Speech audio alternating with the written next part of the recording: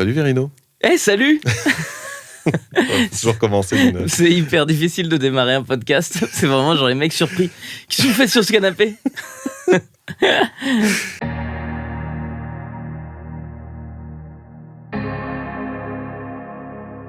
Merci d'être là. Avec plaisir, Nico. Merci de m'avoir invité. Ça me fait super plaisir de te recevoir. Moi aussi, putain, ça fait longtemps qu'on s'était pas vu. Ça faisait des années. On peut le dire, parce qu'on a travaillé longtemps ensemble. Oui. Après, on a eu des enfants. Chacun a fait sa carrière dans le porno, on peut le dire.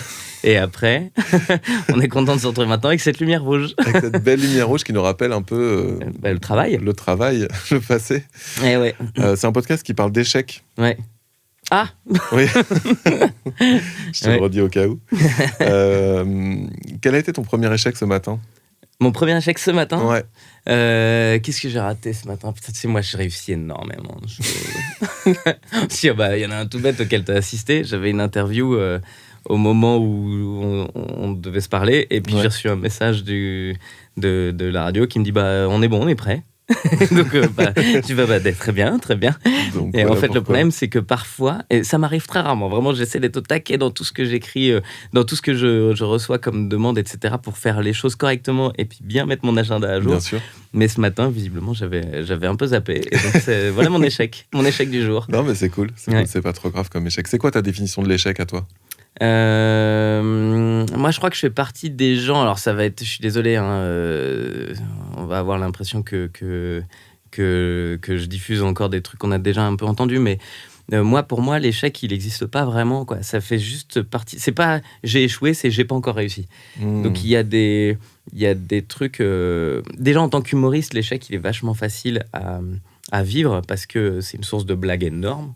Tout ce que je rate, c'est un très bon sketch après. Donc, en vrai, c'est la matière première et ça me sert à mort. En plus, c'est quelque chose qui est un peu... c'est toujours une leçon indispensable. En fait, ce que je dis à mes fils, parce que moi j'ai 3 enfants, voilà mon échec. J'ai fait 3, putain, pas une meuf, quoi. Mais non, c'est que différer la réussite. Échouer, c'est... Échouer, c'est différer la réussite. Ouais. Wow. Pour moi, c'est ça, c'est que tu passes à un truc, ça marche pas, c'est dommage, ça fait un peu chier parce que ça fait mal à l'ego. Donc, en fait, l'idée, c'est ça, si tu réussis à gérer ton ego, l'échec, il est juste une étape de plus vers le pas d'après, quoi. Donc, c'est jamais douloureux? Ça dépend des fois. Tu sais quoi? Ça dépend. En fait, il y a des échecs, il faut voir exactement quelle est ton ambition. Je crois qu'aussi, tu places ton échec en fonction de ce que tu avais prévu de faire. Si ton but, c'est de vendre plein de places à un spectacle, là, il y a de grandes chances que tu échoues, parce que c'est pas toi qui décides du processus d'achat. Donc, tu vois... Alors, t'es super fort en marketing. Ouais, mais même si t'es hyper fort, tu peux pas rentrer dans la tête des gens. Enfin, faudrait de l'hypnose, faudrait acheter toi-même 100 000 billets en disant j'ai vendu 100 000 billets. Donc, c'est des objectifs qui sont irréalisables. Mais il y a des objectifs qui sont réalisables. Moi, j'essaye, pour ne pas me frapper mon petit ego, d'avoir des ambitions qui sont... accessible, des trucs que je peux mettre en place. C'est-à-dire que mon objectif, ça va pas être de vendre plein de places pour mon spectacle, ça va être de faire un bon spectacle. Mon objectif, ça va pas être de faire 500 000 vues sur YouTube, ça va être de faire un bon sketch. Et en fait, petit à petit, si tu centres ton travail sur la création plutôt que sur le résultat, en fait, t'échoues, c'est sûr. Moi, parfois, je veux écrire un bon sketch et je le rate, mais c'est un échec qui est moins angoissant parce que c'est un échec qui vient de moi et donc ça veut dire que je peux progresser dessus. Tu peux les échecs qui sont problématiques, c'est vraiment ceux où tu te dis putain, mais pourquoi j'ai pas vendu 100 000 billets et que t'as envie d'aller voir des millions de personnes et pourquoi et que tout le monde se dit on n'avait pas envie, on sait pas. On a toujours pas envie d'aller. Je comprends. Encore moins.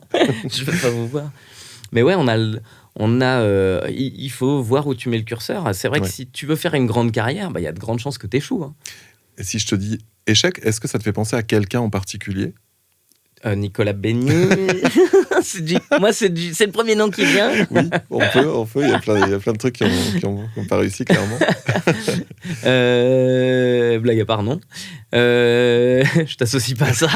T'inquiète. Qui je pourrais... Il y a vraiment un jeu de mots avec Kasparov à faire, mais bon, ça, on le met de côté. Voilà. Mais personne nous l'a fait. Donc. C'est vrai? Ouais. Oh, tu dois être le 6e ou le 7e, non, même plus que ça, personne qu'on reçoit. Ouais. Et on ne l'a pas encore fait, mais personne n'a osé. Non, ils n'ont pas le truc. À qui je pense pour les échecs? Moi, Einstein fait partie des gens qui ont beaucoup échoué dans sa vie. Je crois que c'est lui qui disait ça. Soit je réussis, soit j'apprends. Non, c'est peut-être Gandhi.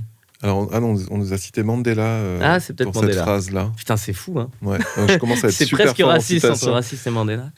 Mais effectivement, il y a des phrases comme ça qui sont prêtées à des grands. Et Einstein, lui... Einstein, il a échoué. Moi, j'avais lu qu'il avait foiré ses études, qu'on lui avait dit que ce serait une merde, en gros, et qu'il ferait pas grand-chose. Pas autant. En vrai, c'est pas autant le gars où on a l'impression qu'il a arrêté l'école en CE2. Oui, voilà. Non, c'est pas.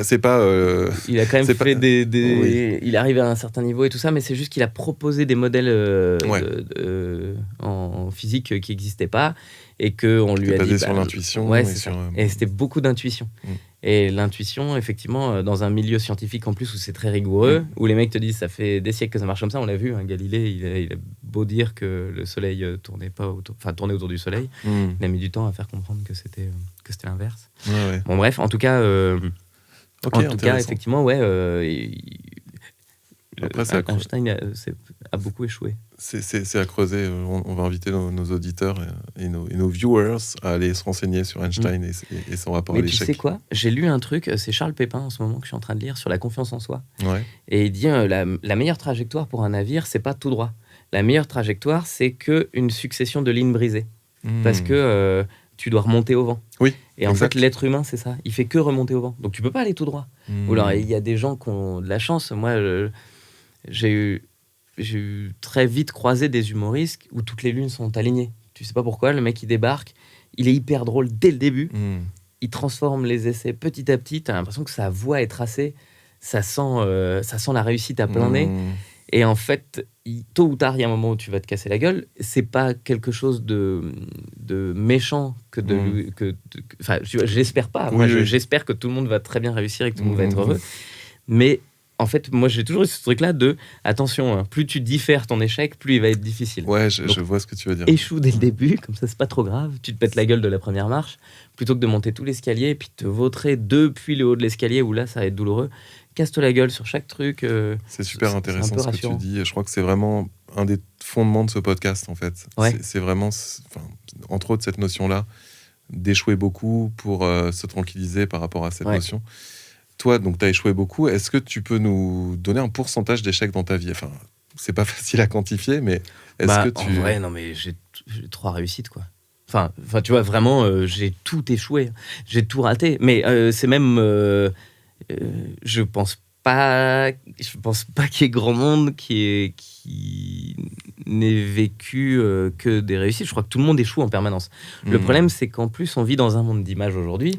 Et que moi, par exemple, quand je diffuse des vidéos sur YouTube, évidemment, je vais pas mettre le moment où... il y a encore que je le fais, de montrer les moments où je me plante, je perds mon texte, machin, parce que derrière, comme pour moi, c'est pas grave. Pour moi, en fait, à partir du moment où tu sais gérer l'échec, t'as plus... Est-ce que tu sais gérer l'échec ? Non, mais à partir du moment où tu te rends compte que l'échec n'est pas ce truc poignardant, mais que c'est juste une tentative. En fait, moi, je salue la tentative. Moi, j'aime bien les gens qui font des choses. Et donc, fais des trucs. Faire des trucs, ça veut pas dire réussir des trucs. Faire des trucs, c'est dire fais des trucs. Et puis, tu sais, comme un dessin, quoi. Il y a des fois, tu pars, tu veux dessiner un dauphin quand t'es petit, et à la fin, c'est une tortue. Bon, bah, c'est pas grave, mais si t'avais pas voulu dessiner un dauphin, t'aurais pas dessiné une tortue. C'est juste... et puis, après, des années plus tard, tu regardes ta tortue, c'était pas du tout une tortue. Hein. C'est un soleil, en vrai.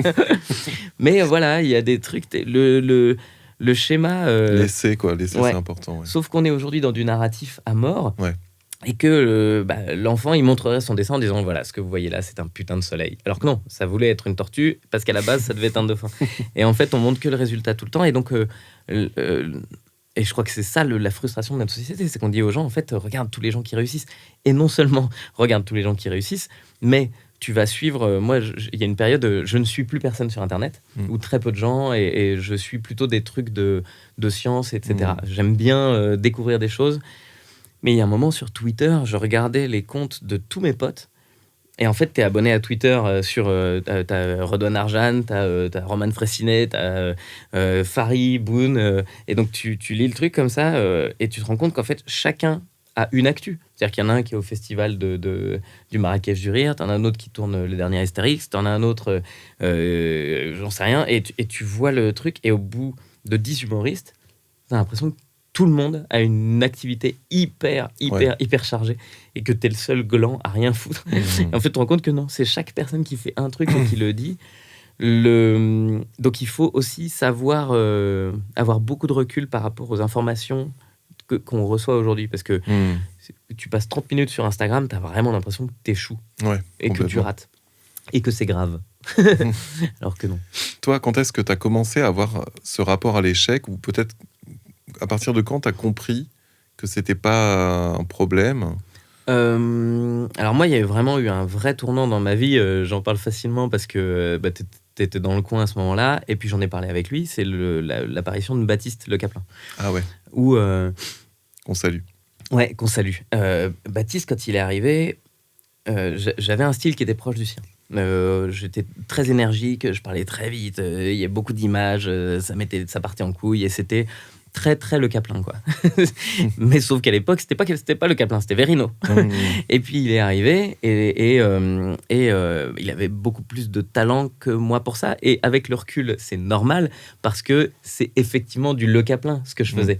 J'avais pas encore trouvé mon Verino, j'avais pas trouvé qui j'étais, j'avais pas développé mon esprit à l'humain que j'avais envie d'être et que j'étais capable d'être. Et donc, je faisais ce que je voulais, ce que je trouvais le plus efficace pour être marrant, quoi. Là où Baptiste, lui, faisait du Baptiste. Et donc, il était très, très fort. Et donc, très vite, au bout de 3-4 mois, je vois ce gars-là qui débarque. J'en entends parler parce qu'il y a un copain qui me dit « il y a un mec qui fait un truc... » Vous étiez dans le même théâtre, en plus? Il y a une... non, il était à l'Apollo, moi, j'étais au 10h. Ah, t'étais au 10h. 2010, je crois. D'accord.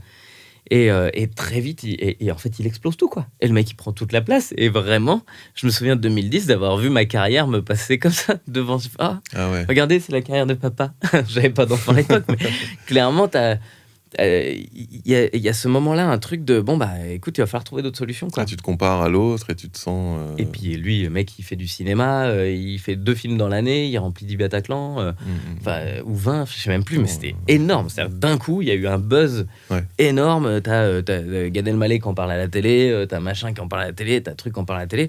Donc en fait, en plus, il n'y avait pas de réseau à l'époque, donc tout de suite, tu te retrouves avec une masse de gens qui disent le gars comment on dit ça, le mec qui est meilleur que Verino est vraiment très fort. Ils disent pas le mec qui est meilleur que Verino, mais moi c'est évidemment tout ce que je reçois, quoi. C'est que d'un coup je me dis je vais être numéro 2 toute ma vie, j'y arriverai pas forcément, j'arriverai pas à être et puis j'ai pas envie de rentrer en compète, enfin, tu vois, c'est tout des trucs un peu hyper, toute une énergie où tu dis à partir du matin je me levais tous les matins, et puis non, le moment où je me suis dit en fait il est meilleur, j'ai échoué dans cette posture-là, dans ce chemin-là, ce qui n'est pas grave du tout, vraiment, mais sur le moment, ça a l'air. Mais le moment où tu mets les mots dessus, où tu te dis, en fait, il est meilleur. C'est pas compliqué, il est meilleur, j'ai échoué.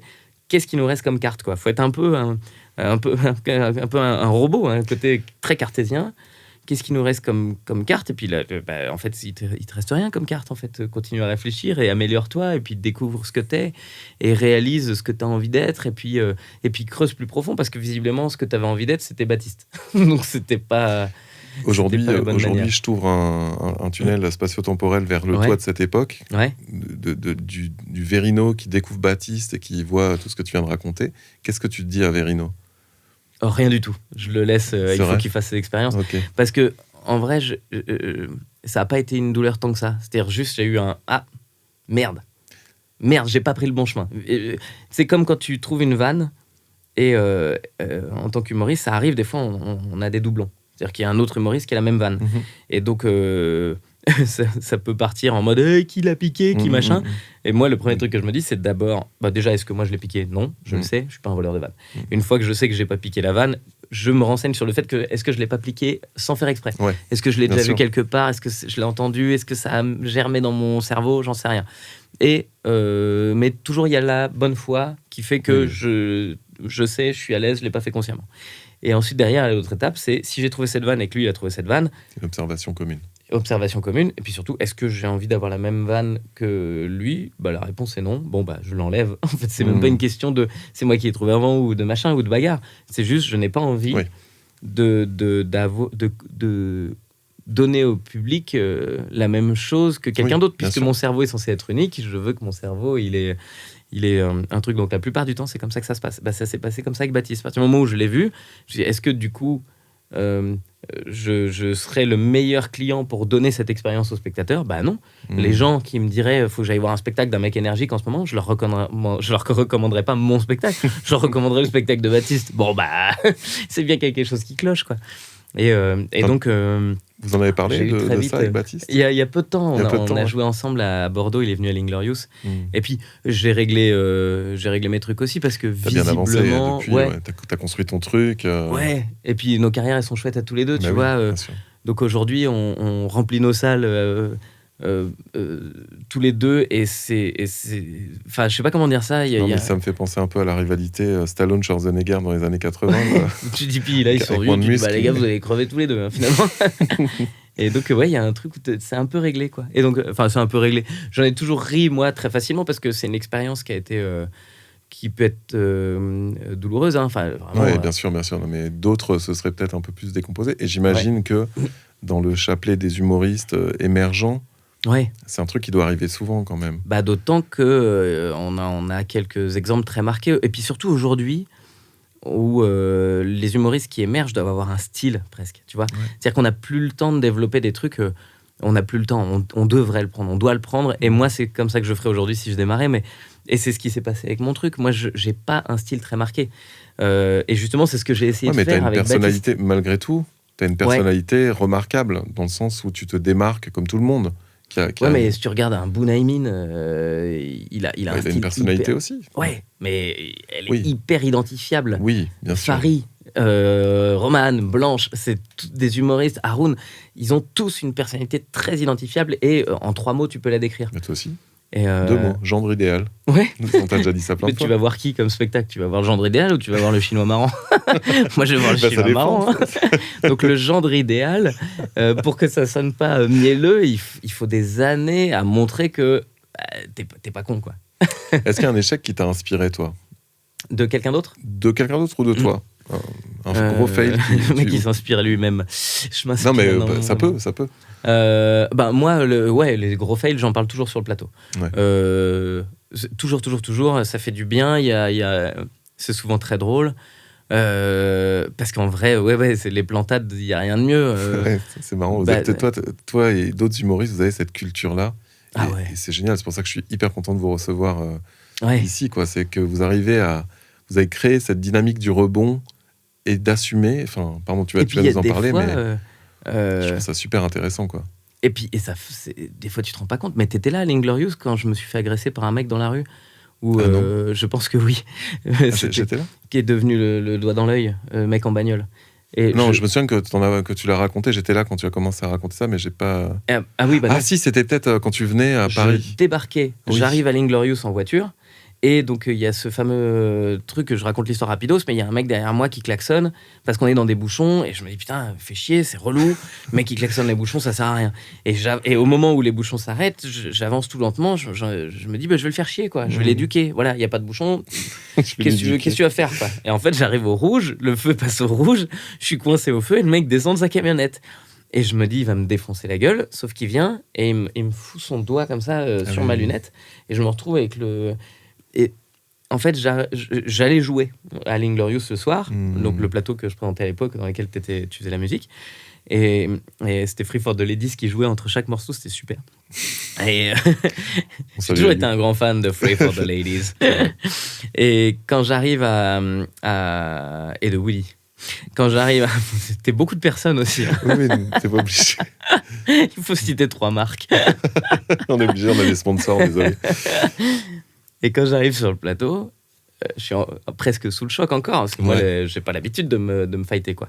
Et donc, je raconte cette bagarre aux gens. T'es pas un... T'es pas un bagarre. T'es un puncher. Quand j'arrive sur le plateau, que je raconte ça aux gens, je me rends compte que je le raconte avec presque je me suis battu, quoi. Puis, au fur et à mesure de l'histoire, je vois à quel point les gens rient, parce que je me suis pas du tout battu. Il y a un mec qui m'a mis le doigt sur la lunette. Il m'a juste fait une trace de doigt, quoi. Et il est parti. Et pour moi, c'était une bagarre, parce qu'il était rentré dans mon espace vital, et que j'étais coincé, que j'ai rien pu faire. J'ai été choqué de ouf. Il y a presque contact physique, quoi. Ouais.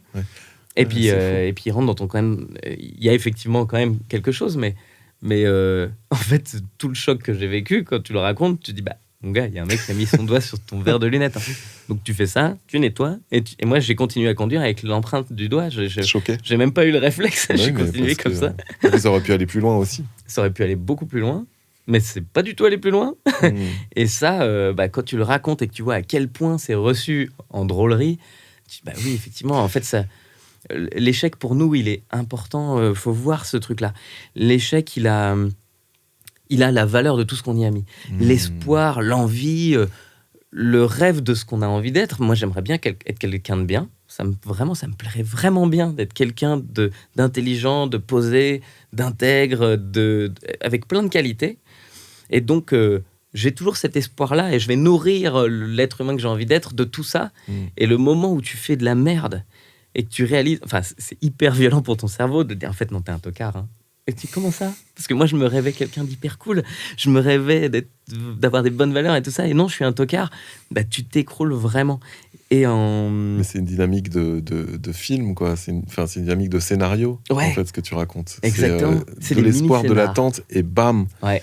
Et tu dois remonter. Sauf que c'est tes attentes à toi. Oui. Tu vois, tiens, si, il y a un moment pivot. Je t'ai parlé tout à l'heure de Baptiste, mais un autre moment très, très, très important, ce moment d'On ne demande qu'à en rire. 2000, donc il y a un bail maintenant, putain. Il y a des gens qui viennent me voir maintenant en me disant je rentrais de l'école et je vous regardais à la télé. Oh. C'est trop mignon, mais en même temps, t'es un adulte, donc ça me blesse un peu. J'ai pas vu qu'il y avait des enfants à l'époque qui seraient des adultes aujourd'hui. Mais ouais, c'était il y a un moment. Mais je crois que ça devait être 2010, 2011. C'est ça. Je fais un passage. Ouais. Je fais un passage où je me plante, mais atrocement. C'est vraiment... c'est le jour de mon accident de scooter, tu te souviens ? Je m'étais pété le pied. Oui. Je m'étais pété le pied, j'avais des médocs, j'étais complètement shooté. Et puis, 2 jours après, la production m'appelle en me disant on a une plantade pour lundi, est-ce que tu es capable de jouer ou pas ? Et je leur ai dit ouais. Mais j'étais shooté en fait, je prenais des médocs, je sais plus comment ça s'appelle ces trucs-là. Mais... Ceux contre la douleur et tout. Ouais, mais contre la douleur, c'est vraiment fonce-dé quoi. Et donc je vais jouer sur plateau, mais je suis en béquille, le pied pété, je me rends compte de rien. J'ai écrit mon truc sous médoc, donc dans ma tête c'est plutôt marrant. J'arrive sur place, c'est un sketch sur le fait qu'il y a de plus en plus d'agressions dans les banques. Et j'avais dit, c'est normal que les gens soient agressifs, parce que tu rentres dans une banque, il faut rentrer, après tu as le sas, il faut ouvrir la deuxième porte, après tu ressors, la porte, le truc. Et donc je m'étais dit, je vais faire un truc marrant avec une voix off qui dit, attention, non, vous pouvez pas rentrer à 2 dans le truc. Et en fait, le truc, c'est que j'arrive sur place, et évidemment, je leur avais demandé une double porte. Sauf que la double porte, ils m'ont mis des portes de ta chambre, quoi, tu vois. Ils n'ont pas mis des portes des sas de banque, ce qui est normal. Et donc, en fait, je rentrais, je me retrouvais entre 2 portes. Sur le plateau, t'as juste 2 cadres. Content, le réel. En béquille. Donc, je galère, j'ouvre, je rentre. Il y a une voix qui dit, faut pas rentrer à 2. Ah, d'accord, je ressors. Et un mec qui rentre et un autre mec qui sort. Et je vois, t'as vraiment, mais putain. Mais moi, je suis shooté à ce moment-là. Donc, moi, dans ma tête, je suis avec mes béquilles. Toi, t'es pas en panique en mode. Je suis en train de me prendre un gentil four. Mais je vais bien. Et je vois tout le monde qui est là, le jury qui est là, les spectateurs qui sont là. Je pense que les gens dans la télé, ils disent mais qu'est-ce qui s'est passé ? Et je remonte les marches à la fin du sketch. J'arrive, je me demande s'ils m'ont pas buzzé. Et à la fin, ils me disent mais qu'est-ce qui s'est passé ? Et je suis là, j'en dis je sais pas. Ils me disent mais pourquoi les béquilles et tout ? Ah j'ai le pied cassé en fait, j'ai eu un accident. D'accord, c'est-à-dire que eux, ils avaient focalisé sur les béquilles. Évidemment, d'habitude j'ai pas de béquilles. C'est un accessoire, oui. J'arrive avec des béquilles, des portes, des machins. Et je me prends vraiment une giflasse. Et au moment où... Je pense qu'il y a une descente des médocs au moment où je me prends ça. Il faut quand même voir qu'on ne demande qu'à en rire. T'étais filmé gros plan caméra. C'était dur comme émission. Enfin, je me souviens, je vous voyais passer. Je disais, putain, la vache. Ouais, mais une fois que tu survis à ça, tu te rends compte qu'en fait... Et moi, ce jour-là, elle a arrêté d'être dure, l'émission, parce que j'ai eu ça. Donc, t'es filmé gros plan, il y a un mec qui tient une caméra, pendant qu'il y a des gens qui t'humilient, et t'as un micro, et il faut que tu répondes des trucs où tu peux pas leur dire fermez-la. Tu peux pas leur dire oui, c'est de la merde. Tu t'es obligé de leur dire oui, c'est vrai, vous avez raison, parce que c'est la voix de la sagesse à la télé. Donc, le jeu fait que t'es obligé un petit peu de jouer ce truc-là, sinon t'as vraiment l'air d'une grande gueule. Et donc, ils me disent, on ne sait pas ce qui s'est passé. Je suis d'accord avec eux, en plus. Là, je dis, oui. Et je redescendre de Médoc, donc j'ai la douleur qui se réveille, le truc, je suis et l'émission s'arrête, c'est terminé, tout le monde applaudit, le générique, on part. Donc t'es derrière, tu descends un escalier métallique parce que tout le décor tenait sur des trucs. Et j'arrive dans le couloir et les gens ils me font ça va? Je dis bah ça va. Et en fait toute l'équipe de prod me dit ça va, c'était cool. Non, je me suis planté. Ah ok. Et ils se barraient et je me suis dit en fait tout le monde s'en bat les couilles. D'ailleurs moi je viens de vivre un truc, une humiliation terrible, je sais que ça a passé à la télé, je suis encore en douleur et tout ça. Et en fait, tout le monde s'en branle de mon échec. Putain, c'est fou. Et ouais, tout le monde s'en fout. Et à partir du moment où tout le monde s'en fout, je me demande si l'échec, il n'a pas une portée plus grande quand il va au-delà de ta petite personne. Ouais. Pour nous, les choses sont importantes et c'est pour ça que l'échec est violent. Mais quand tu élargis ton spectre, comment dire ça, on va le faire par rapport au problème de l'écologie. On est quand même en train d'échouer au niveau de la planète. Globalement, ouais, on est en train d'échouer notre passage sur cette planète. C'est qu'il y a un moment où on verra comment ça se passe, mais il y a quand même pas mal de chances qu'on foute tellement en l'air la planète que l'être humain finisse par s'éteindre. Ça, c'est un échec énorme par rapport à tous tes échecs. Et pour l'instant, ça va. Mais le jour où on va réaliser le truc, on va faire... Mais tu t'imagines qu'en dehors du système solaire, il y a d'autres espèces intelligentes, ou même qu'il n'y en a pas. À l'échelle de l'univers, notre échec, il n'est pas dramatique. Non, ça va. Donc c'est vraiment toujours, c'est quand tu es concerné que l'échec, il est violent. Ouais, c'est ouf. Donc, si tu arrives à prendre du recul... Je suis désolé pour tous les regards caméra que je fais depuis tout à l'heure. Ah non, elle est juste à côté. Elle est là pour ça. Est-ce qu'il y a un échec avec lequel tu te lèves tous les matins? Est-ce qu'il y a un truc encore? Tu parles de ma femme. Et ça, c'est pas très sympa pour elle. J'aime beaucoup Marion et jamais je me permettrai. Non, il n'y a pas. Il n'y a pas. Je crois que je suis un peu idiot, moi. Et donc, non, t'es un peu serein, c'est cool. Ouais. Il n'y a pas un truc qui te... Moi, j'ai pas de rancœur, j'aime pas ça. C'est pour ça que j'essaye toujours de faire des trucs dont je suis le seul responsable. Comme je te dis, je t'ai parlé de l'histoire du remplissage des salles et tout ça. On a eu des débats avec mes producteurs actuels, JMD Prod, à l'époque où j'avais monté un site internet parce que je voulais diffuser mes spectacles sans les donner à des gens. Parce que j'aime pas que les gens aient des droits sur mes images. Ouais. Parce que je me rends compte que 10 ans plus tard, 20 ans plus tard, il y a des trucs que...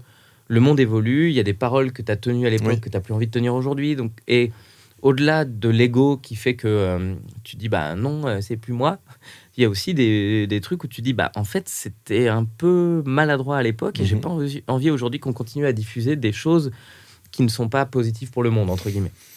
Après, j'ai toujours été un peu attentif, donc je dis pas trop de la merde. Ça va. Voilà. Ce que j'en connais. Imaginons que dans un sketch, il puisse y avoir un moment où il n'y a aucun doute sur le fait qu'on puisse faire cette vanne-là. Ouais. J'ai pas envie que dans 20 ans, on puisse se dire « Ah ouais, mais quand même, c'était un peu facile. » Oui, sait-on jamais, ouais. Et c'est pas tant la peur d'être mis de côté à ce moment-là. C'est juste, j'aime que ma parole, elle ait pas d'impact négatif sur le monde. Ouais, et donc, si ma parole commence à en avoir un, ma parole passée, j'ai envie de pouvoir l'enlever, quoi. Ouais, donc, j'avais envie d'être maître de ça. Est-ce que... Ouais. Et attends, je reviens du coup sur cette histoire. Je monte mon site internet, Verino on Demand. Je diffuse mes trucs sur ma plateforme. Je fais tout seul. Je diffuse, j'enregistre les spectacles. Enfin, tout est vraiment en auto-création. Et puis la prod n'arrêtait pas de me demander quel était l'objectif de vente. Et je dis, mais moi, je m'en branle. Moi, l'objectif, il est créatif. Je veux que ce soit bien fait. Parce que ça, c'est tenable. Dès que tu rentres dans des trucs où ta réussite dépend de paramètres que tu ne maîtrises pas, y a de grandes chances que tu sois confronté à l'échec. Et c'est ça la plus grosse frustration. Tu as déjà vécu ça, toi? Un échec que tu peux imputer à quelqu'un d'autre parce que tu maîtrisais pas les tenants, les aboutissants? Ah là, pour le coup, tout le temps. C'est permanent. Mais ça, c'est des échecs dont je me fous un petit peu parce que... Tu considères pas ça comme des échecs? Non. Moi, les vrais échecs qui sont... Quand j'ai tout que c'est moi le marionnettiste et qu'à la fin, la marionnette se casse la gueule, tu peux pas regarder les gens... Tu sais, quand c'est pas trop de ta faute, c'est pas si grave que ça, quoi. Tu dis, c'est machin qui a merdé, c'est bidule qui a pas suivi. Donc là, moi, ce que ça m'encourage à faire, c'est d'être de plus en plus en équipe proche de moi. Ouais. On est de moins en moins nombreux à travailler et de plus en plus des gens d'extrême confiance parce que j'aime pas l'idée que je sais pas comment dire ça. Un mec qui débarque d'un peu nulle part te dit mais en fait c'est pas du tout comme ça qu'il faut faire. Ouais. Et ça c'est comme ça, c'est comme ça, c'est comme Un ça. Là, spécialiste. pour le coup, là, pour moi lui, il pue la merde à plein nez. C'est comme ça qu'il faut faire. Bah, moi, j'avais signé avec une boîte de prod à l'époque. C'était juste pour rire quand on travaillait ensemble. Il y a beaucoup d'échecs qui sont les leurs, mais qui sont les miens. Mais qui sont pas graves. Mais je veux dire, moi, pourquoi je suis allé sur YouTube à la base, c'est parce que on ne demande qu'à en rire à la télé, je me suis pas trouvé bon. Donc parce que quand je passais en télé, j'aimais pas le montage. Donc le monteur, j'allais pas passer ma vie dans la salle de montage avec le gars parce que c'était pas son travail de supporter un des humoristes. Ouais, bien sûr. On est 35, tous les humoristes cartonnent, sauf un qui vient et qui dit bah je suis désolé mais la caméra faut la mettre là. Oui. Bon bah stop, je me suis dit la télé c'est pas pour moi, je veux tout maîtriser de bout en bout comme ça machin, bah c'est ce que j'ai fait sur YouTube. Je filme, je monte, enfin j'ai le Final Cut maintenant parce que je travaille avec d'autres gens.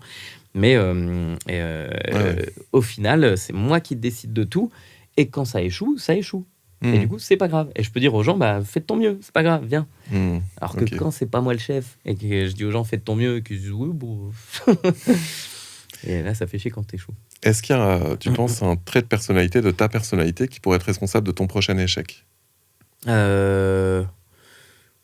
Ouais, clairement, mon optimisme. Moi, j'ai mon optimisme et le fait que je déteste voir les gens échouer. En fait, j'aime pas mettre des gens dans une situation... Tu détestes voir les gens échouer ? Par ma faute. D'accord. J'aime pas mettre les gens... Il y a beaucoup de gens qui sont très exigeants avec d'autres personnes, qui vont mettre une espèce de pression. Faut que tu me fasses ça, faut que tu me fasses ça, faut que tu me fasses ça. Des vrais chefs, quoi. Il y a des gens qui ont ça. Moi, je suis pas un chef dans ce truc-là. Quand on a monté VOD, dont j'ai parlé tout à l'heure, le site, il y a des choses qui me semblent évidentes et qui semblaient pas évidentes aux gens avec qui je travaillais. Des trucs tout bêtes, mais quand t'as besoin de 5 clics pour arriver à l'achat, moi, c'est quelque chose qui me dérangeait. Okay. Et donc, mais le webmaster, lui, me disait, mais mon gars, moi, je l'ai fait comme ça et j'en ai fait 1000 des sites internet et puis je sais faire.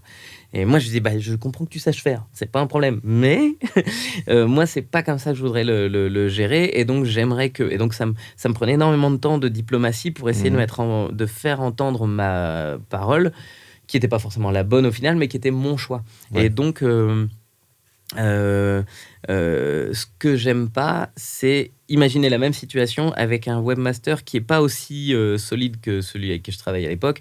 Un mec qui me dit bah ouais d'accord si tu veux, tu vois par exemple ce genre de personne qui t'as pas envie de c'est un rapport au pouvoir en fait que ou c'est parce que tu parlais de ton optimisme aussi et comment ton optimisme génère en fait. J'aurais tendance à, et c'est un peu ce que je fais beaucoup, j'aurais tendance à embaucher quelqu'un qui est très très motivé, qui va me dire bah moi je rêve de faire un truc, je veux faire un site, vraiment si je peux travailler avec toi je le ferai.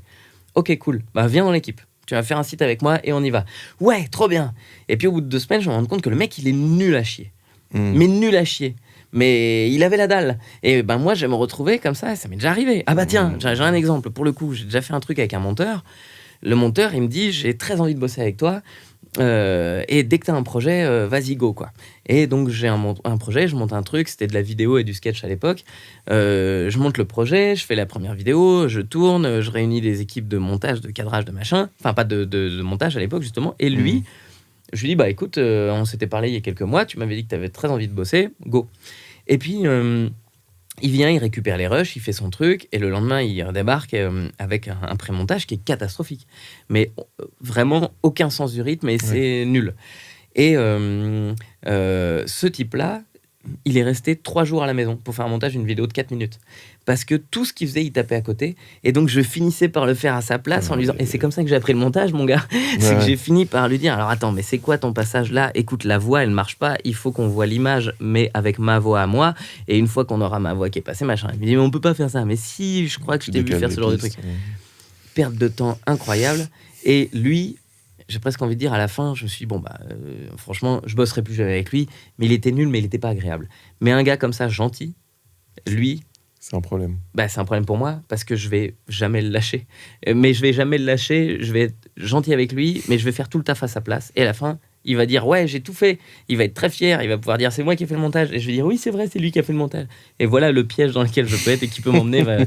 C'est que moi, j'ai tellement pas envie que le gars soit face à son incapacité parce qu'il a tellement de volonté que du coup, je vais l'aider au max, quitte à faire vraiment énormément de travail. Et à la fin, je vais perdre beaucoup de temps, Mais au final, je me dis que ce que j'ai fini par me dire, c'est que je vais quand même gagner de l'expérience et gagner de la... Ouais. Et puis peut-être amener de la confiance en soi à quelqu'un. Ouais. Peut-être, on peut en tout cas compter dessus, quoi. Ouais. Mais sur le moment, je pense que ça peut me faire, tu vois, si je me dis un jour, je travaille avec 7-8 personnes et qu'en fait je fais le travail des 7-8 à leur place, ce sera pas la bonne solution. Mais petit à petit aussi, je crois que je commence à me connaître et donc je me dis attention, arrête d'embaucher, enfin arrête de faire confiance à la volonté. C'est pas parce qu'il y a des gens très volontaires qui sont très mauvais et c'est pas grave. C'est très bien, ils ont un niveau dans lequel ils pourront travailler, mais qui sont pas bons pour certaines choses, certains c'est contextes. ça. Il y a des humoristes qui ont très envie d'être humoristes et clairement ils ont pas le truc, c'est pas grave, ils trouveront leur place ailleurs, peut-être en prod. Il y a des humoristes, j'ai vu des humoristes qui passaient à côté de leur carrière parce que sur scène ils n'avaient pas le truc, mais très bon auteur et finalement ils travaillaient avec des grands noms de l'humour et ils ont des très bonnes vannes mais voilà, ils avaient beau avoir la volonté, ça marchait pas quoi. Quel conseil tu donnerais à quelqu'un qui vient d'échouer? Justement, tu me parlais d'assister à l'échec de quelqu'un. Ouais. Découpe et mesure. Prends conscience. Alors, il y a les gens qui n'ont pas conscience de leur échec. Ça, c'est les plus douloureux parce que c'est des gens qui te disent... Oui, ça c'est compliqué. Ouais. Ça, c'est compliqué. Mais qui sortent de scène en disant « Putain, j'ai cartonné. » Je sais pas si moi, j'ai pas entendu de rire. Donc là, moi, je laisse. Déjà, chacun gère son truc comme il veut.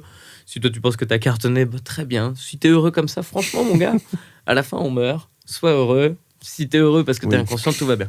Mais si tu commences à être frustré du fait que ta salle est pas complète alors que tu cartonnes tout le temps, bon, là, il y a un problème d'ego et ça tape plus à côté. Donc moi j'aide pas, je préfère pas aider. Mais tu penses que c'est de la responsabilité de chacun de déjà de prendre conscience et ensuite de prendre des mesures. Prendre conscience. La plupart des gens qui échouent et rééchouent, c'est des gens qui n'ont pas conscience. C'est-à-dire que si tu prends pas conscience que t'échoues, si tu prends pas, si pour toi c'est pas un échec, ça t'amènera pas la capacité de progresser en fait. Il faut que tu aies quand même un petit sentiment de je peux mieux faire.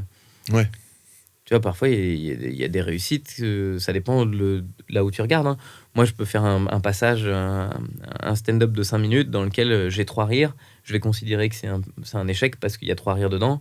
Là où quelqu'un considérerait ça comme une réussite parce qu'il y a 3 rires. Donc en vrai, ça dépend de où tu mets ton curseur. Mais disons que quelqu'un qui a la conscience qu'il échoue, qui pense qu'il échoue, qui trouve qu'il a échoué, pour pouvoir remédier à ça, découpe et mesure. Regarde tout ce que tu as fait, vois quel est l'endroit où t'as merdé et améliore ce truc-là. Des fois, il faut être un peu robot, quoi. Ouais. Juste pourquoi c'est pas drôle. Un peu méthodique. Parce que, c'est ça. Clac, clac, clac. Je pense que c'est ça la meilleure solution parce que. Et puis c'est surtout, ne mets pas trop d'émotionnel dedans parce que c'est. Pas trop d'ego. Ouais, c'est pas un bébé qui meurt, quoi. C'est un sketch pas drôle. Bon, un sketch pas drôle, c'est pas grave, quoi. Et t'as l'occasion d'améliorer. Et puis justement, même, je pense que c'est beaucoup trop confortable de réussir. Et donc ton cerveau, il s'endort. Tu sais, oh, c'est confort. Oh, qu'est-ce qu'on est bien, quoi. Du coup, tu fous plus rien de ta vie. Hein. Moi, je pourrais très bien rien foutre. Ouais, mais puis tu le payerais peut-être dans 5 ans. Ouais, exactement. Le moment où les gens se rendent compte à le payer. Tu sais, les mauvais spectacles, on les voit, les humoristes qui ont un excellent premier spectacle, un bon deuxième, un troisième à chier. Et le 4e, ça passe limite. Et le 5e, ça y est, on fait plus que des salles où ça devient des vieilles stars, quoi. Tu vois, ça devient des mecs un peu ringards. Ils sont ringards parce qu'ils n'ont pas travaillé, en fait. Et les spectateurs, ils viennent moins. Est-ce que tu as un top 3 de tes plus beaux échecs ou les plus drôles Ouais, alors clairement, on ne demande qu'à en rire, la double porte, ça, mais bonheur. Ok. Y en a un deuxième dont je parlais sur scène, c'est... y en a 2 que tu as vécu. Est-ce que tu l'as vécu avec moi Alors toi, tu étais là à Avignon quand la meuf, elle avait sa moustache qui brille. Oui. Voilà. On peut en parler. Création du spectacle Avignon 2013, Vérino, juillet 2013. En chantier. Et Avignon en chantier, il s'appelait. Parce qu'effectivement, je voulais pas mentir. Je disais aux gens, c'est vraiment un spectacle en chantier. Et d'ailleurs, vous m'aviez mis le dernier soir, il y avait des trucs de chantier sur le plateau. Oh, purée. Et effectivement, il y a un soir, on jouait à 22h à Avignon. C'était la... Mais bon, c'était un petit succès, quoi. On a C'était été cool. complet, c'était C'était chouette. complet tout le temps. Ouais, on s'est bien amusé, quoi. Mais effectivement, c'était pas à Avignon. Je n'ai pas joué les règles d'Avignon où tu vas flyer toute la journée, quoi. C'était, moi, j'écrivais. L'objectif, c'était d'avoir des trucs que je testais tous les soirs. Donc, le spectacle était tout le temps un peu merdique, mais sympathique. Non, je dirais pas ça, moi, mais pour l'avoir vécu, non, c'était bien. C'était un peu vert par rapport à ce qu'il y a eu après, où tu t'es vraiment trouvé un là, moment, c'était de la recherche, sur ce spectacle-là. Ouais, c'était de la recherche. C'était que de la prise de risque tout le temps. Ouais. Donc, spectacle d'impro quasiment. Quoi. Échec, gros potentiel d'échec, quoi. Ouais, c'est ça. Et donc, saut dans le vide en permanence, surtout tous les soirs. Et puis, en parallèle, là, pour le coup, ma femme, on a perdu, il y a une grossesse qui s'est mal passée à ce moment-là. Ouais. Et t'as vu comme j'essaie de le dire avec plein de mots différents, j'ai pas envie d'en trop en dire parce que ça concerne pas que moi. Bon bref, la grossesse s'est mal passée et puis du coup je faisais les allers-retours, j'allais le matin d'Avignon à Paris et le soir je faisais Paris-Avignon et je rejouais. J'ai perdu beaucoup d'argent. Oui, j'imagine. Et quelques moments de vie. C'était important d'être là aussi. Ouais. Et en plus c'était en impro derrière donc t'avais plein de trucs. Mais tu vois, j'en ai jamais parlé sur le plateau alors que c'était quelque chose qui me... Aujourd'hui j'en parlerais. Ouais. Si je vivais ça à Avignon dans les mêmes conditions, le soir même, je raconterais ça, ce que c'est que quand même 3 heures de train, enfin 6 heures de train par jour. 6 heures de train par jour, c'est fou. En plein mois de juillet. C'est épuisant. Ouais, c'est vraiment tu joues fatigant. après. Ouais. Et tu vas pour épauler quelqu'un. Et tu vas pour épauler quelqu'un dans une situation difficile. Ouais. Ah ouais. Mais bon, je suis trop fier d'avoir été là pour ma femme. Et qu'est-ce que je parlait d'une moustache qui brille. La moustache qui brille, ouais. Avec cette femme premier rang qui Je ne peux pas oublier cette phrase, je crois. Moustache qui brille. Moustache qui brille. N'a aucun sens, mais effectivement, il y a une femme avec une moustache qui brille, quoi. Je vois les reflets du projecteur et tout. Et puis en m'approchant d'elle, je me rends compte que c'est un truc, elle a un cancer, quoi. Ouais, faut pas fumer, hein. Tu sais quoi? Je l'ai tellement raconté cette histoire que je sais plus à quel point je la fantasme. Je pense pas qu'elle avait une voix comme ça. Je pense que j'ai dû la rajouter pour le sketch. Je crois que tu l'as rajouté. Mais par contre, elle avait une bonbonne de gaz. Elle était très sympathique. Un tuyau, elle était très gentille. Mais effectivement, sur le moment, je vois cette femme. Je dis, qu'ici... Et au moment où je m'approche d'elle, je réalise, bordel, que c'est une femme qui a un problème réel. C'est pas drôle, mais... Une bonbonne d'oxygène. Si, c'est drôle en vrai. Oui, non, c'est pas... Enfin oui, pour elle, et encore que... Et encore que, ouais. Et je trouvais qu'elle avait un super bon état d'esprit parce qu'elle en a ri avec toi. Vous avez réussi à créer un truc drôle autour de ça. Et puis toi, surtout, nous, on y met plein de choses. On y met nos angoisses. C'est comme... alors là, pour le coup, un petit coucou à Guillaume Batz, qui est décédé il y a peu de temps. Moi... ça a été un choc terrible. J'ai même réalisé à quel point il était handicapé, en fait. J'avais oublié. Tellement... c'est un gars il avait ses problèmes. T'avais tes problèmes, j'ai mes problèmes. Chacun a ses problèmes et on vit avec. C'est comme ça qu'il vivait. Et j'ai réalisé à quel point il était en situation de handicap quand il faisait ma première partie, que je le raccompagnais chez lui. Il habitait à Nation, à côté de chez moi. Et donc, je le déposais, quoi. Et je me suis rendu compte à ce moment-là que j'avais une toute petite voiture, ma Toyota IQ avec laquelle je m'étais fait agresser. Et il fallait vraiment mettre le fauteuil d'une certaine manière et tout, parce qu'il avait mal, en fait, ce gars. Il portait une douleur. Il portait une douleur gigantesque et à aucun moment il te la sortait parce que c'est comme ça, quoi. Mais comme tu as peut-être vécu un deuil qui t'a traumatisé, tu as peut-être des trucs qui t'ont vraiment choqué, des difficultés. En fait, l'humain est fait pour vivre face à l'adversité. Et donc, Guillaume, il avait une adversité incroyable face à lui, mais il a vécu avec. Et cette femme-là, je vais faire le même lien. C'est-à-dire que en fait, je crois que moi, j'aimerais pas qu'on passe son temps à me plaindre. Ouais, je comprends complètement. Et même en tant qu'humoriste, il y a plein de gens, moi, comme je suis pas une star, parce que ma carrière se fait uniquement comme un artisan sur Internet, il y a plein de gens, quand ils me demandent, j'étais chez le médecin hier, parce que je vais me faire une vasectomie la semaine prochaine, pour ma petite vasec. Et donc, voilà. Et le médecin, il me dit, vous faites quoi dans la vie? Je suis humoriste. Ah, et ça va?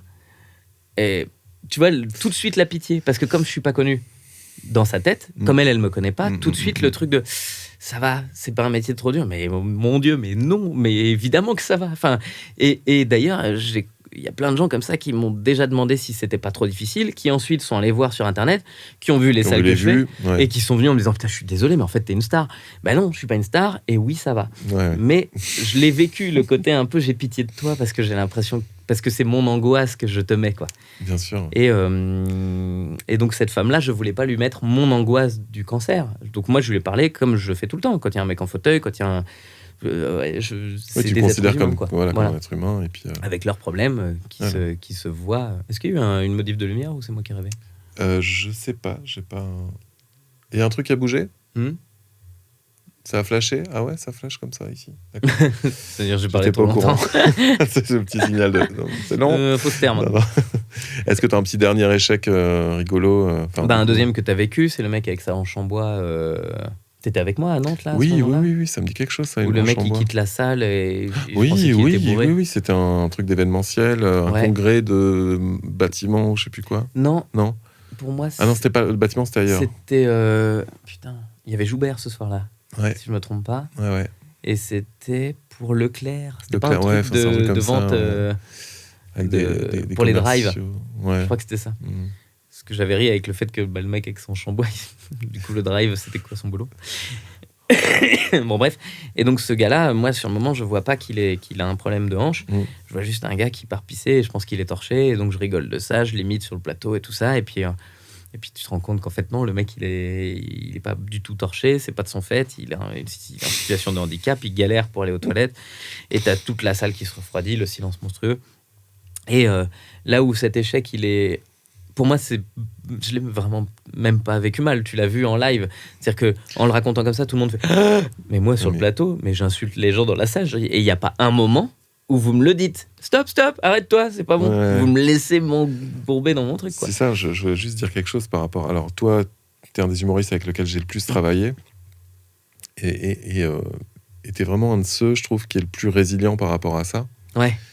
En fait, tu arrives toujours à déplacer ton point de vue sur une situation pour en faire quelque chose de drôle. En tout cas, en faire un truc de léger et donc de drôle.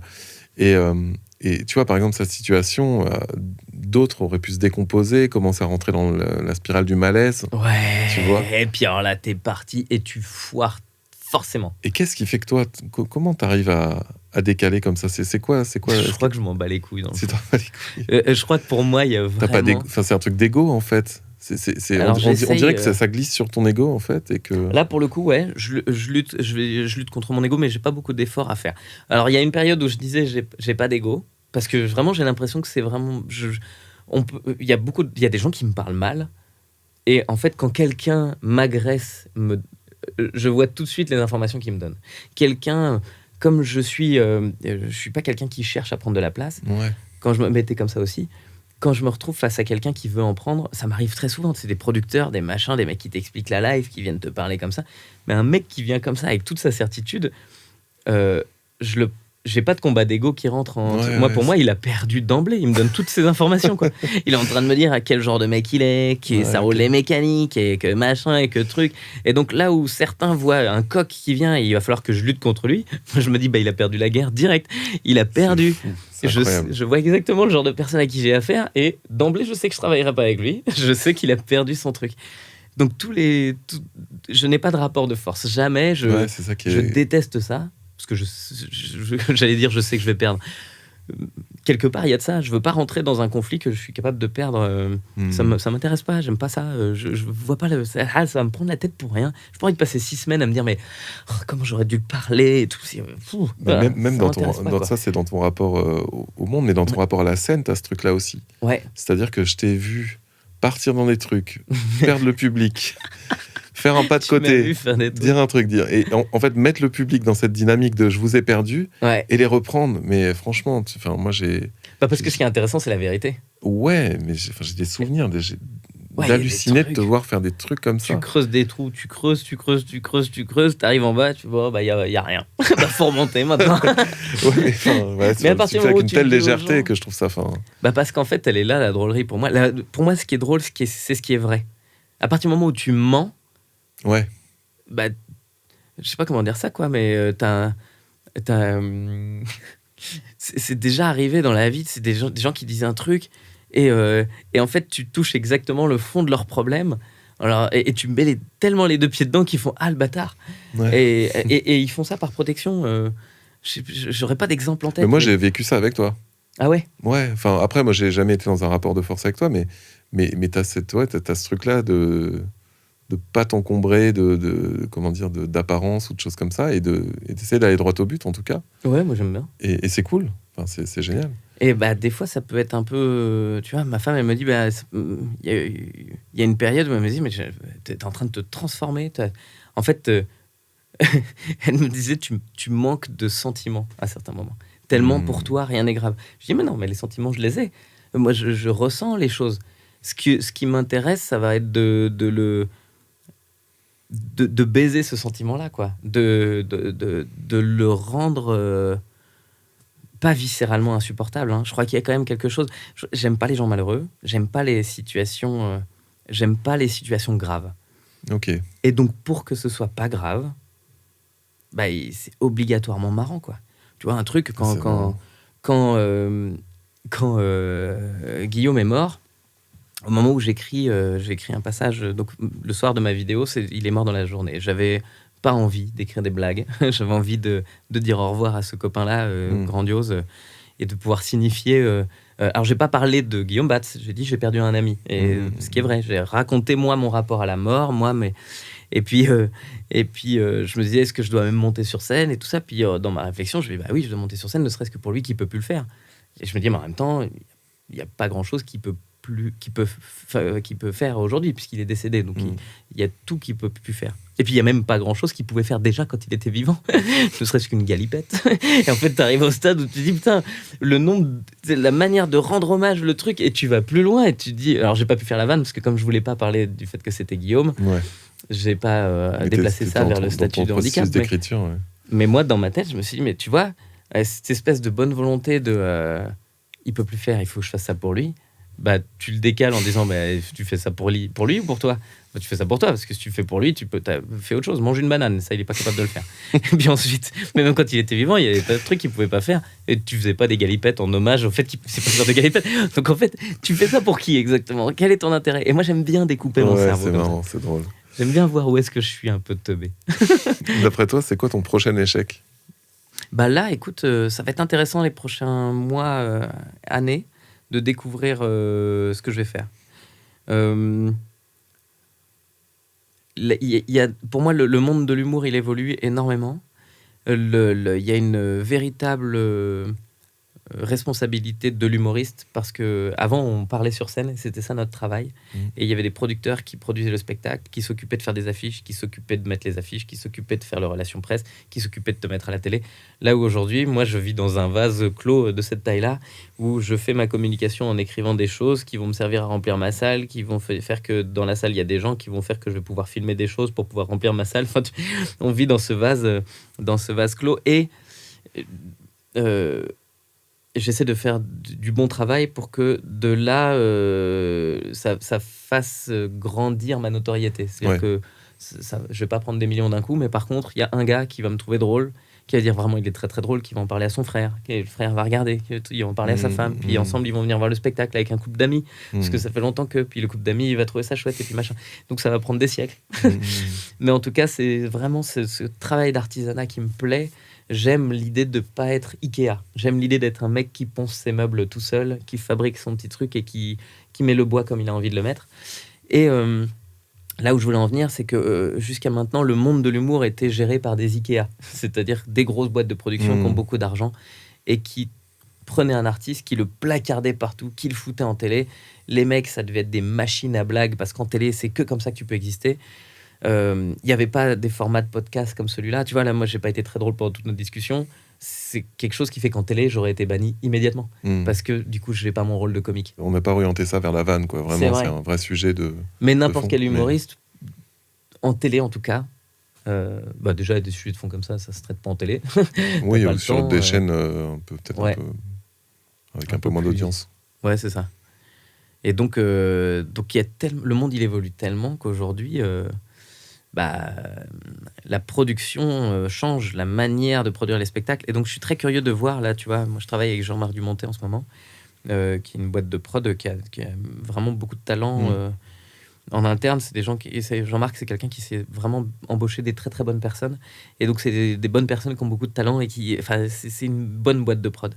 Et je me pose la question en ce moment, et je suis transparent parce que je l'ai été avec lui, de savoir si c'est ça qui me correspond. Et est-ce que j'ai toujours envie d'être produit ? Est-ce que j'ai pas envie de faire mes propres échecs à grande échelle ? Est-ce que j'ai pas envie d'aller découvrir aussi un monde que je maîtrise pas ? Aller me planter dans la prod, tu vois ? C'est un truc qui m'excite un petit peu. Donc c'est peut-être ça mon prochain échec. C'est peut-être mon prochain spectacle que je vais je vais pas dire par ego parce que ce sera vraiment pas ça. Non, ce serait juste ça. par envie de découverte. Je vais peut-être le produire tout seul, et puis en fait ce sera une bouse incommensurable parce que je serai incapable de faire et la prod et les tournées et l'écriture et la communication et le machin parce que je serai trop optimiste et que je passerai mon temps à aider des gens. Alors, on te le souhaite pas en tout Tu cas. vois, j'en sais rien quoi. En vrai, on peut me le souhaiter, hein, tu sais quoi.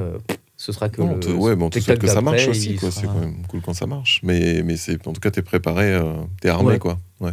Ouais. Dans la tête, en tout cas, t'es t'es ok moi, j'aime l'artisanat, justement. Ouais, pour réussir un meuble, il faut le rater. Ouais, c'est vrai. Merci, Verino. De rien. Ton studio ne s'est pas fait en un mois. Exactement. Comme je dirais.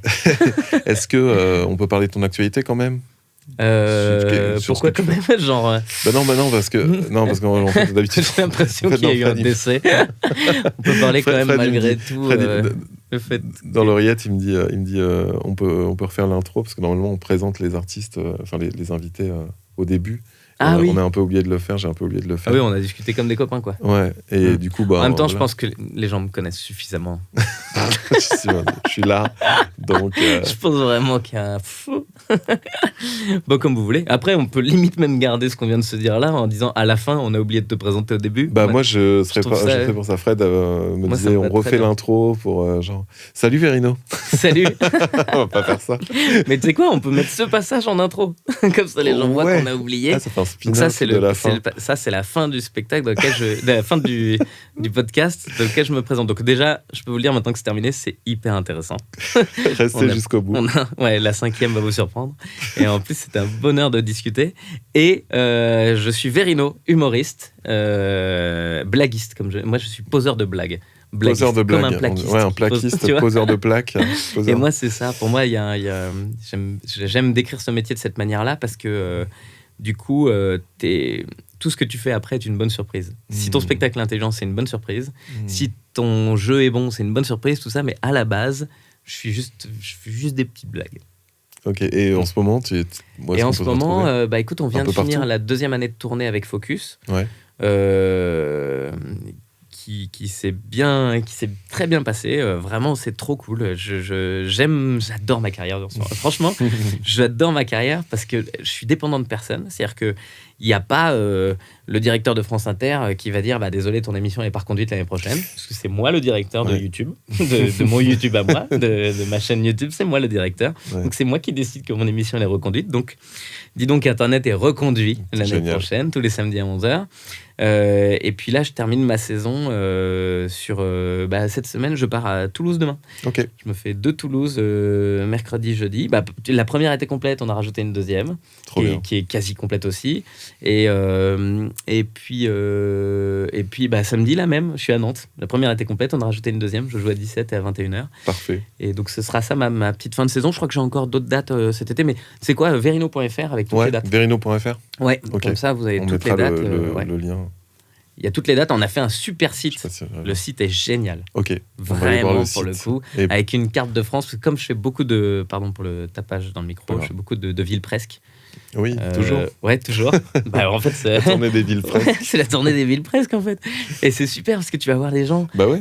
Et puis tu arrives dans des villes et tu te dis, mais c'est pas possible que tu arrives là, vraiment, il y a 3 vaches et une salle de 1000 places. Ouais. Et tu te rends compte qu'il y a tout le coin qui vient, donc ça fait découvrir la ville aux gens qui habitent pas loin. Il y a beaucoup ça en France et c'est super d'ailleurs. Et j'adore. Et puis c'est du vrai. Et puis les gens qui viennent, c'est des vrais motivés. Hein. C'est pas, c'est vraiment si des gens qui me suivent regardent cette vidéo, merci quoi, parce que j'aime. C'est génialement kiffant de monter sur scène et de respecter les gens à qui tu parles. C'est-à-dire que les gens qui sont venus t'écouter, c'est des gens que t'aimes. Tu vois, t'as pas ça quand t'es sur TF1. Quand t'es sur TF1, beaucoup. Tu rentres sur scène et tu te dis bon allez c'est pas grave, ça fait partie du taf. Les gens ils sont là, ils payent des billets, ils viennent te prendre de les bras à la fin, ils bavent un peu, ils ont une crotte de nez. Moi, j'ai pas de spectateurs. Je dis parce que j'en ai eu. Hein. J'ai fait quelques semaines de VTEP et j'ai eu des gens. Ah, t'as fait VTEP, ouais. Ah ouais. Ah ouais. Et donc, t'as des gens où t'es un objet de télévision, donc ils t'aiment comme ils aimeraient n'importe qui. Oui, oui. Et moi, les gens qui viennent me voir, ils m'aiment parce qu'ils ils aiment qu'ils mon te travail, ils connaissent. m'aiment pas moi. Ouais, c'est En ça, fait, ils c'est connaissent ça, ton le truc. travail. Quand t'es sur TF1, on t'aime toi. Quand Ouais, t'es ouais, sur Internet, on aime ton travail. Et donc, ça, c'est une distance. On avait fait Drucker aussi une fois. Ouais. C'est bien. Ouais. Oh là là. Drucker, dans la même semaine, on avait fait Drucker et le plus grand cabaret du monde avec Patrick Sébastien. Et pendant 2 semaines, un cauchemar. Et là, je me suis dit YouTube. Parce que pendant 2 semaines, on s'est retrouvés avec, dans la salle... tu vois, ça, c'est un échec en étant une réussite. Ah, Pardon, du coup, l'émission n'aura aucun non, sens. Ça reprend, on reprend, les gars. Mais c'est vraiment, pour le coup, c'est hyper intéressant parce que on a ces 2 télés-là qui font des millions de spectateurs. Oui, qui sont le truc que beaucoup de gens recherchent. Exactement. Les gens se D'un disent, coup, il faut que je fasse ça. Tu fais Drucker et Patrick Sébastien. Je fais 2 fois un passage d'un sketch qui marche bien, c'était Les Baguettes à l'époque. C'est un sketch tout terrain, ça marche quoi qu'il arrive. Tu le regardes à la télé, il est rigolo. Tu prends des places pour mon spectacle, ça marche. C'est un tube, tu vois. Comme on le recherche, c'est un tube. Ça va, tout le monde peut le voir et il est compréhensible et il plaît à tout le monde et t'as pas besoin de te prendre la tête. On saura jamais si je vote Marine Le Pen ou pas en faisant ce sketch. Donc, c'est pas du tout un truc qui va clore le débat avec certains, quoi. Tu vois. C'est pas clivant. Ouais. Et je me retrouve donc là, je fais ça, et pendant 3 semaines, ça va pas dans ma salle, mais je fais pas le lien. C'est-à-dire, je joue tous les soirs, on faisait en plus 5 dates par semaine. Je jouais mercredi, jeudi, vendredi, samedi, 2 fois le samedi. Mais pendant 2 semaines, j'aime pas le truc, 3 semaines. T'as pas une bonne sensation, quoi. Et les producteurs me disent, putain, c'est génial, quoi. C'est génial en ce moment, la période. C'est hyper cool, bravo, enfin, tout cartonne, quoi. Je dis, non, c'est pas génial du tout. Moi, ça me va pas, quoi. Et en fait, eux parlent chiffres. Et moi, je parle sensation. Et là, je fais le lien. Je me dis, mais eux, ils sont contents. Pourquoi ? Parce que la salle est complète. Pourquoi elle est complète, la salle ? Parce que j'ai fait de la télé. Et pourquoi moi, je suis malheureux ? Mais parce qu'elle est complète des mauvaises personnes, bordel de merde. Parce que chez Drucker, c'est les gens qui regardent Michel Drucker qui sont venus voir mon spectacle. C'est pas les gens qui regardent Verino. C'est que des gens qui ne sont pas ma cible. Alors, j'aime pas ce mot-là, mais donc les gens m'ont découvert sur le plus grand cabaret du monde et sur Vivement Dimanche. Ils sont venus voir le spectacle. Pendant 2 semaines, j'ai joué devant des cheveux blancs qui me regardaient comme ça et le spectacle leur parlait pas, évidemment, parce que c'était pas fait pour eux. Ouais. Et donc les producteurs sont contents parce que ça blinde. L'humoriste est malheureux parce qu'il parle pas aux bonnes personnes. Grâce à Internet, je parle aux bonnes personnes. Et c'est après que tu as commencé à monter Dis donc Internet, c'est à ce je crois que c'était dans la foulée. Il me semble parce que moi j'étais avec toi à ce moment-là. Ou en même temps, ça devait être ce truc-là, mais c'est là que je me suis dit, ok, la télé c'est pas pour moi. Wow. J'ai pas envie de, tu vois, la télé c'est pour les producteurs. Les producteurs, ils ont besoin que tu passes à la télé parce que tu vas toucher 6 millions de personnes. Et puis ça peut toucher certains publics, de certains artistes. Oui, c'est ça. Ouais, tu vois. Et puis, toi, clairement, tu tapes large. Et donc, en tapant large, tu finis par trouver quelques personnes qui viennent voir ton spectacle. Mais moi, je préfère. Mes vidéos, elles font 4 millions de vues par mois sur tout confondu. 4 millions de vues par mois, c'est chouette. Alors, il y en a qui, on va dire, peut-être, je vais toucher 800 000 personnes pour de vrai, parce qu'il y a des gens qui les regardent sur tous les réseaux, qu'il y a des vues qui ne sont pas des vues. Mais 800 000 personnes pour de vrai, moi j'ai fait 150 000 spectateurs avec ce spectacle, ça veut dire qu'il y a 1 personne sur 6 qui voit mes vidéos qui vient voir mon spectacle. Je trouve que c'est une plutôt bonne nouvelle. Ouais, c'est plutôt quand un bon tu es sur TF1 et que tu fais 6 millions de spectateurs et s'il y a 1 million de spectateurs qui viennent te voir, c'est génial, mais c'est pas le cas. C'est souvent même, on l'a déjà vu, donc bizarrement. C'est pas accordé avec toi, ton public, quoi. Ouais, non. Et puis mon public, s'il a les mêmes attentes que moi, il aime bien que l'humoriste soit pas un truc imposé par la télé. Il aime bien avoir la sensation de choisir. Et voilà, moi j'ai choisi mon public et il m'a choisi. On est tombé amoureux. On va terminer là-dessus. T'es sûr ?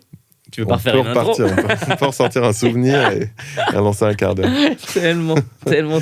Merci. Merci à toi, putain, quel plaisir. Putain, c'est trop cool. Il était nul ce check, regarde. Non, j'aime bien, je fais ça avec ma fille, je lui attrape le pouce. Non, celle qui m'attrape les pouces, je la lève. Ah, tu l'as, ouais, moi je peux plus, putain. Ah bon ? Ah oui, ils sont grands. Le grand, il a 12 ans et il mesure 1m92 quasiment. Il mesure 1m64, je crois. Il va être grand. Et donc si je le lève, il touche encore. En fait, il fait juste ça avec ses pieds. C'est ça. Il me pique mes baskets et tout. Ah ouais. Allez, putain, je suis capable de repartir. Non, faut Merci Nico, c'était un bonheur. Merci à toute l'équipe qui nous suit depuis des siècles. Merci à Jean-Pat à la régie. Merci à Ghislaine aux photos. Merci à Jean-Michel qui s'occupe de tout ce qui est écos. Merci à tous nos sponsors, Woody, Free for the Ladies. Merci à l'Inglorious Comedy Club. Inglorious Comedy Club. Et surtout, sortez couverts.